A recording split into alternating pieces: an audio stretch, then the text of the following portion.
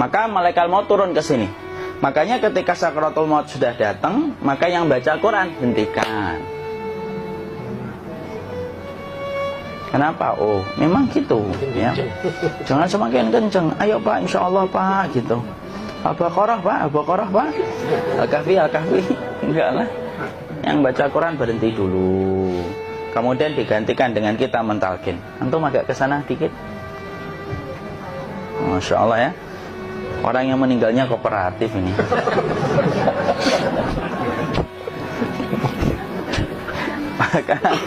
maka agak kesini ya. Maka disunahkan kita untuk mentalkinnya. Nanti ketika mentalkin jangan terlalu sering, jangan terlalu membebani. Jangan terlalu sering itu la ilaha illallah, la ilaha illallah. Tidak gitulah. Berat nanti dia ngerasakan. Di situ Imam Qurtubi juga menyampaikan, jangan terlalu sering karena itu memberatkan dadanya. Jadi ketika mentalkin, saya sampaikan, boleh diganti atau enggak Ustaz? Enggaklah, talkin itu ibadah. Ibadah itu tauqifiyah. Tauqifiyah itu enggak usah diganti. Karena Rasulullah mengatakan, lakinu ala mautakum la ilaha illallah. Talkin orang yang meninggal di antara kalian dengan la ilaha illallah. Enggak usah diganti Allah Ustaz yang lebih singkat, lebih pendek. Enggak usah. Subhanallah Ustaz, enggak usah. Kenapa? Karena talqin sudah ditetapkan ucapannya oleh Nabi, begitulah kita mencontohnya. Jadi tidak usah diganti. Cara mentalqin, jadi kalau keadaan sudah tenang, tolong kalau sudah sakaratul maut jangan ditinggalkan. Karena sesungguhnya pertempuran setan itu pada detik-detik kematian semacam ini, dan betul-betul berusaha untuk menjadikan dia murtad. Nanti makanya di situ di buku nanti dibahas kan, pertempuran setan itu sampai detik-detik orang mau mati itu sudah ayo kufur, murtad aja tuh, kamu sakit kan? Nah, itu kayak gitu. Makanya jangan ditinggal. Capek gitu kok nggak meninggal gitu ya. Udah gantian mas. Dan jangan kemudian meninggalkannya. Mangkat dulu gitu. Enggak lah, janganlah. Terus ditampingi terus. Kalau bisa ya sudahlah, berikan waktunya kita untuk sementara waktu itu betul-betul berkhidmah kepada orang yang kita cintai terakhir kalinya.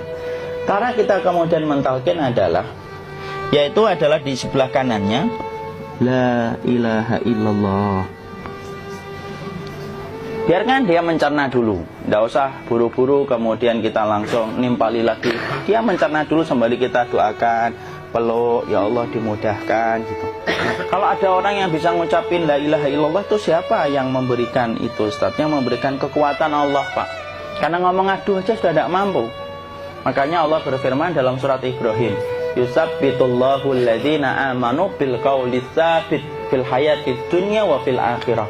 Allah teguhkan perkataan orang yang beriman dalam kehidupan dunia dan akhirat. Dunia itu ya ketika menjelang kematiannya. Makanya dia bisa ngomong la ilaha illallah. Sebenarnya ngomong aduh aja udah gak mampu. Kalau bisa ngomong, dia pasti ngomong aduhnya dulu. Tapi Allah yang menggerakkan. Ngomong la ilaha illallah.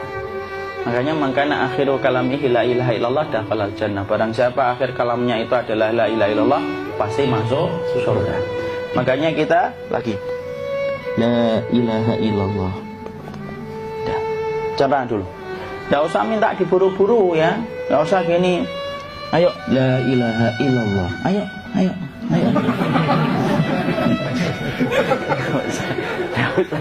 Tidak usah gitu.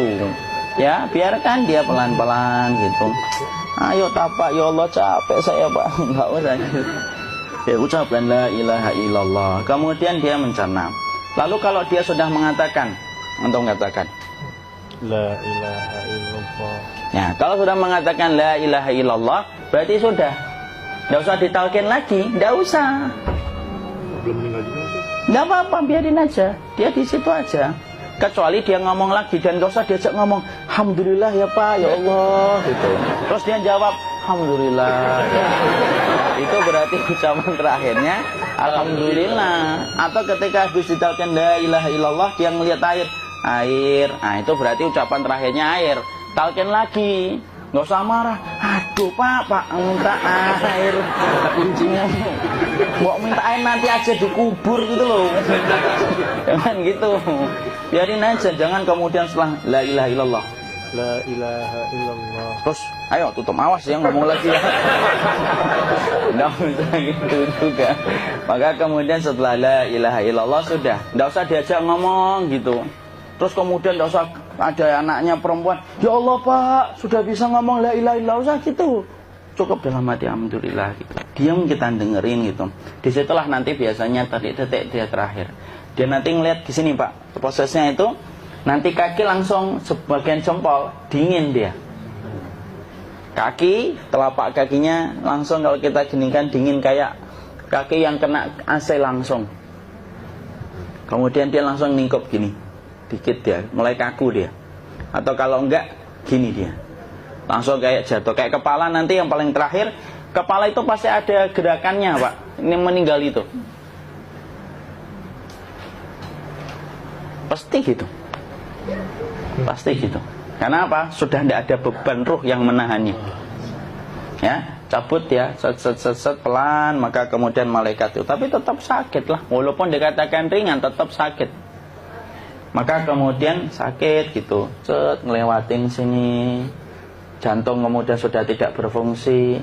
Kemudian ginjal Pak, ngelewatin ginjal tidak berfungsi. Bapak bayangkan kan, kalau yang pernah sakit batu ginjal Pak, sepakat nggak kalau kita batu ginjal itu sakitnya luar biasa Pak? Itu baru titik batu kecil di ginjal. Kita bisa bayangkan tiba-tiba ginjal tidak berfungsi. Sakitnya kayak apa Pak? Tiba-tiba ginjal nggak berfungsi, pankreas naik, kemudian tek jantung. Jantung ini dia masih hidup dia, di sininya masih hidup walaupun jantungnya sudah berhenti. Naik. Kemudian mata, dia ngelewatin mata. Organ tubuh yang paling setia sama ruh itu mata. Maka kemudian mata dia ngelihat dia, ngelihat keluarnya, naik dia. Ya dilihat ini sama dia. Makanya Rasulullah mengatakan innar ruha idza qubida tabi'ahul basar. Ruh itu kalau dicabut, mata itu ngikutin kemana perjalanan ruh itu. Makanya ada yang meninggalnya gini. Ya itu bukan tanda su'ul khatimah. Itu tanda fitrahnya mata ngikutin ruh. Atau kemudian bukanya sedikit. Ada yang kayak senyum Pak. Ada yang kesini yang keringetan. Nah itu tanda husnul khatimah. Ada yang senyum. Jadi sakitnya setelah selesai itu plong gitu loh. Makanya kemudian ada yang tersenyum.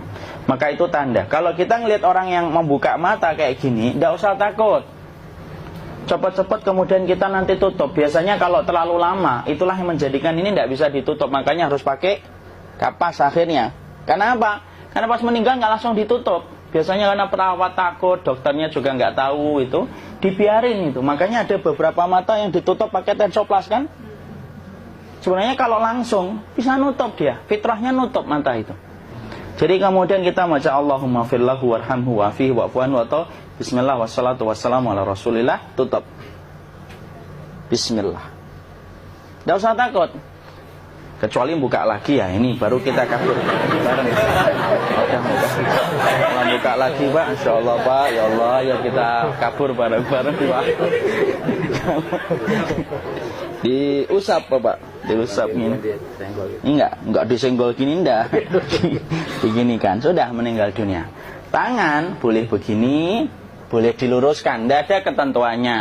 Boleh gini, boleh kemudian lurus. Tidak usah disalahin kalau ada yang lurus. Lu itu tangannya gimana sih? Posisikan kayak sholat. Nah, ada perintah kayak gitu. Jadi kemudian dikondisikan saja. Terus maka kemudian dipijit-pijit, akiknya dikeluarin. Kemudian jamnya dilepas, gigi palsunya dilepas kalau ada. Ya. Kemudian apa setelah itu? Coba buku.